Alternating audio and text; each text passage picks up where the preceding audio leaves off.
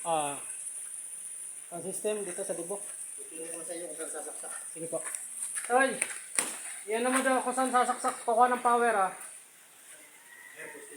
Yan. So, magandang hapon mga kaibigan. Dito na tayo sa ating event. Alright. So, dito to sa Sierra Nina. So, malap. Lag ba yan? Oh, yan. Ito ang caretaker. Caretaker ng Sierra Nina. Okay, shout out.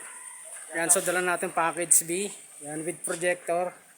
Alright. Ayan. Yan natin mga tropa sa ano. Mga tao ni Sir Benjo sa Kayens Catering. Alright. So yun mga kaibigan, naglalagay na tayo ng backdrop lights. So ang nangyari, ito, yan. Ito, ilagay ko dito LPC 007 yung pag ganun yan. Tapos ito, yan, LPC 120. Yan o, liwanag o. Apat yan sila. Dito, LPC 120. Yan. Yan isa. So hindi ko na nilagyan yung ano, maliwanag. Naliwanagan naman yung pangalan eh. Yan.